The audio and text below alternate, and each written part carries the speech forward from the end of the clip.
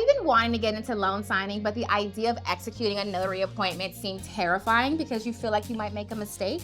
Well, today I'm going to walk you through some of the basic aspects of executing a loan signing appointment. And to help me today, I have none other than Rita. Hi. She's actually my sister, and she's been a commissioned notary in Virginia for quite a while.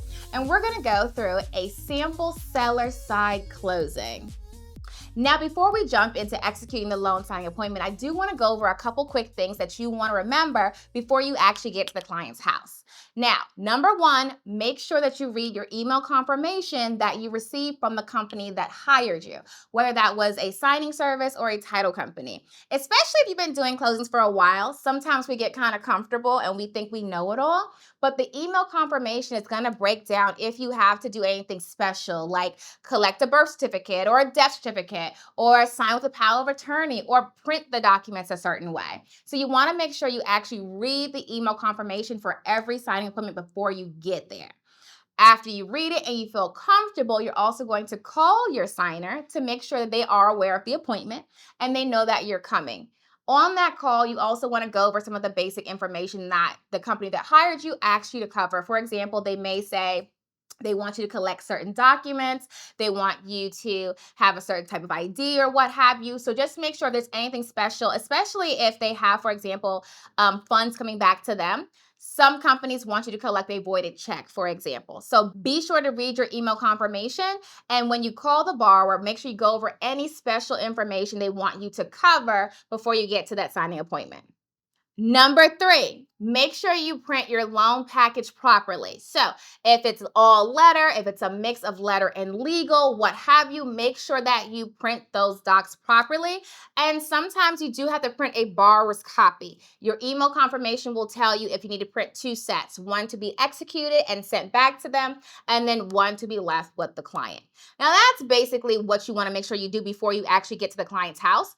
But now we're going to go ahead and get into it. So let's assume that this is Rita's house. Although it is the Notary to Notary office, we're going to pretend today that this is actually her home and she's welcomed me in so kindly. Welcome, Rita. Oh, wait, I was invited. Right. Welcome. Thank you so much.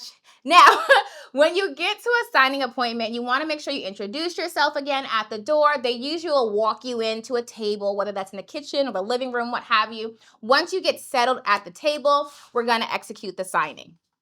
Now we're going to go ahead and execute the closing as if we're actually doing it live in living color. Very first thing I'm going to do is I'm going to ask my signer for their ID. Remember, I'm a notary first and then a notary signing agent. Do you have your ID, Rita? Yes. Thank you for your imaginary ID. Then I'm going to put her information inside my notary journal. Now you can get a notary journal from anywhere, but we recommend, of course, the Notary to Notary notary journal available on Amazon. After I put her information into my journal, we'll go ahead and execute her docs. So, Rita, I did bring you a copy of everything that we're going to sign today. So this is going to be yours to keep. I start off letting her know she has a copy already. Why do I do that? I do that because it makes them feel more comfortable. They don't feel they have to read every single word on every single document. And we're able to move through the appointment a little bit more easily and flow. And so I always start off with, hey, I have a copy here of everything you're going to sign. Now I slide it this way so she knows it's going to stay with her. Next, make sure you bring your own pens because they may not have one. And be sure you're picking the pen color that matches the email confirmation. Ready to get started? Yes. Awesome. All right, so we're going to start off first with, I also didn't highlight this. So I don't pass over every single page. I only pass over pages that have signatures or something for them to complete. A lot of times closing packages will have instruction pages or pages that's just for the lender or title and it's not relevant to them. And that's why I only go through the ones that they actually need to execute. Otherwise, we're going to be here forever. Okay, so let's get started with your closing disclosure. Okay, so your closing disclosure, of course, tells you everything about your transaction. You can take a few minutes and go through it. Now, I don't go over line by line any closing disclosure, but I do cover the big major things. Now, with a seller side closing, the biggest thing you want to cover is the money they're getting back. That needs to be right. However, you also want to make sure they look at all the expenses that came out, so all of their closing costs, okay? So next, we're going to go over your closing disclosure, and it's a breakdown of all the debits and credits that went into your closing. Take your time, look it over. Just make sure right here, this amount coming back to you, that is accurate. And then you're going to go ahead and sign the very last page and date it. And today's date would be March 24th, 2025. I always tell them the date because sometimes people write the date wrong. And so it's just really important that you just tell them what the date is so that way you know all your docs are executed correctly. Perfect. Once she's done, I just take the executed and I put them in my done pile. Okay. Next, what we're going to do is your title company acknowledgement. So it's basically saying that Title 123 was the title company that executed your settlement and that you're closing as per the closing disclosure that you just signed. It's also saying that you hold them harmless for any back taxes, liens, debts against the property that you have not already disclosed. You go ahead and sign page 2 and date. And once you're done, I'll go ahead and notarize it for you. And you're going to sign right here. Thank you. You're welcome. Awesome. Okay. Now, any document that needs to be notarized, I do go ahead and notarize it at this time too. So I typically will notarize while I'm passing her the next document, but whatever cadence works for you is what you would do. So for example, next thing you're going to do, all right, the next document we're going to do is going to be your hold harmless agreement again with Title 123. You're going to sign right here that you have disclosed all debts, liens against the property, and we'll sign right there. While she's doing that, I would then go ahead and do my notarization. Now, I'm not going to complete them all as if I'm actually going to notarize them right now. We do have some videos inside the course why I do that, but for the purpose of keeping this video not too long, I'm just going to do a couple quick scribbles.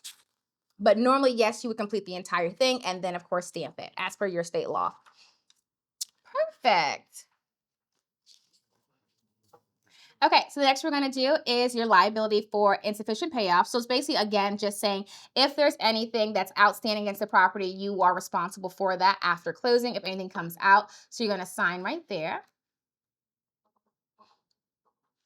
When you pass a document over, if you just read the title and give a basic overview, it'll help your signing go quicker and more smooth if you know what the document is saying. If I just pass this document over and say, okay, you can sign right here, she's going to read the entire page. We're going to be here for 10 minutes on one document. This is why I introduce the document and give a brief overview of what the document is so she feels comfortable. She can do a quick scan and see that it's what I said it's going to be and then sign it. Okay. Next, what we're going to do is just saying that you're not a foreign signer and that you are a U.S. citizen or U.S. resident. So we're going to sign right here. Oh, and then also you're going to fill in your address right here. Make sure when you're executing loan documents that you're looking for other blanks that will be on the document outside of signatures. Sometimes it'll be a signature, an initial, an address line, things like that. Just make sure everything is complete as possible. And remember, I don't pass over instruction pages.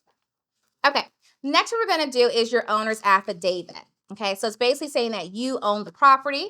You're over the age of 18. There's no debts, liens against the property have not already been disclosed. And we're going to go ahead and sign the very last page.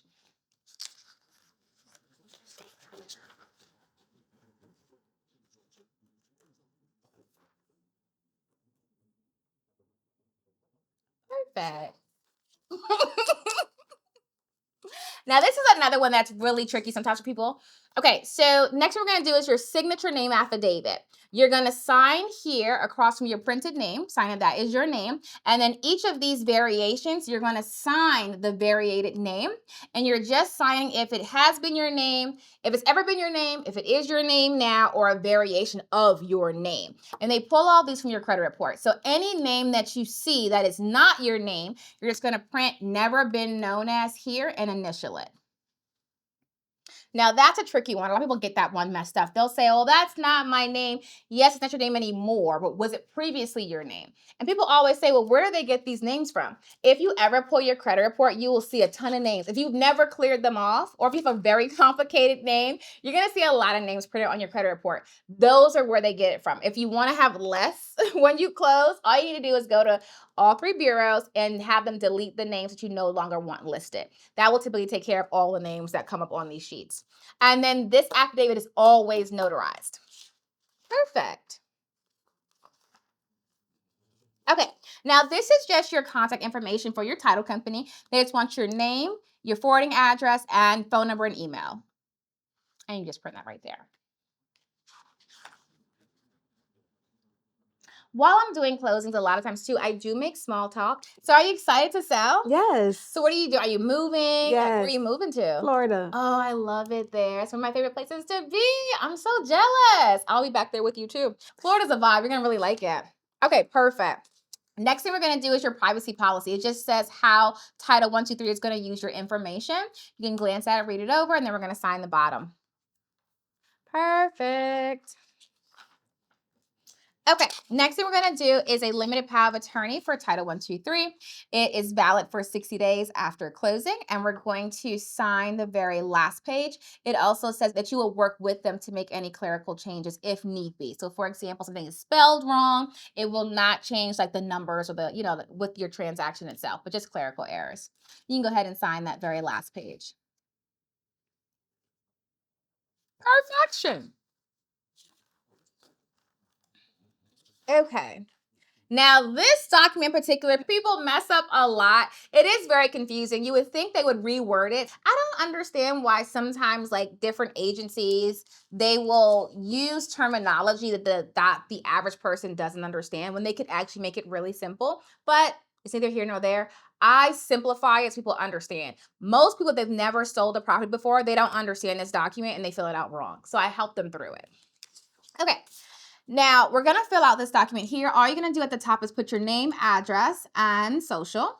And then I'll walk you through questions 1 through 5. Now, this document is used for tax purposes, and it could be called a number of different things. You may see it listed as a 1099-S or a capital gains application or what have you. And so the verbiage on it is really weird, but I'm going to change it up to make it easier. Okay, so the very first one says, I've owned or used the residence that we're selling as your principal residence for periods 2 years or more during the last 5-year period. So did you live in this house between the last 2 to 5 years? Okay.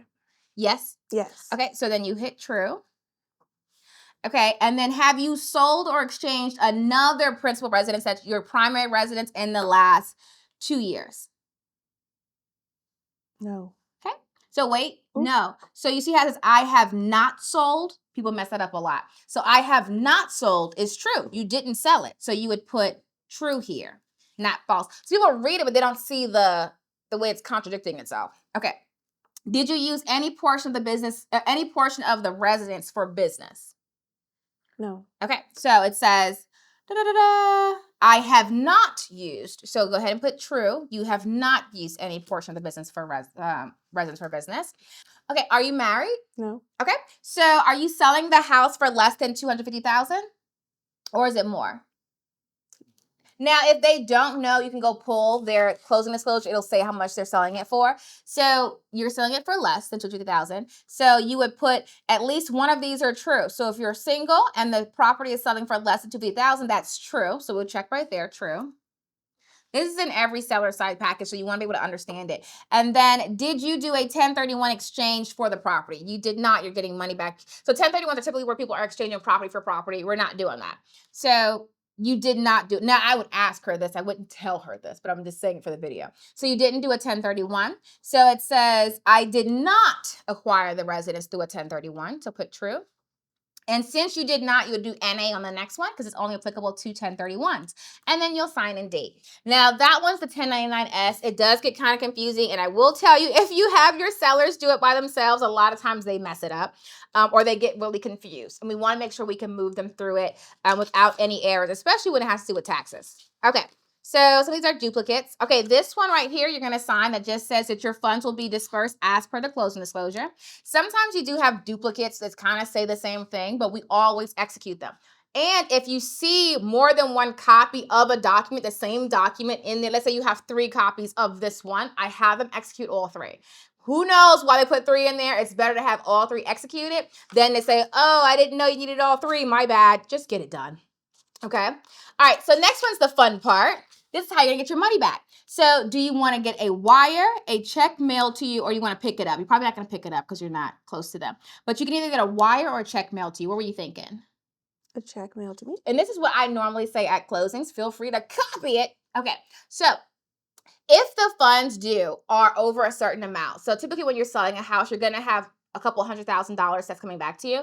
So I always say, so you can get a check mailed to you. Just keep in mind, if you do get a check mailed to you for that amount, most banks will typically hold that money for like typically up to 7 days. So if you're not looking to use it right now, then that's okay.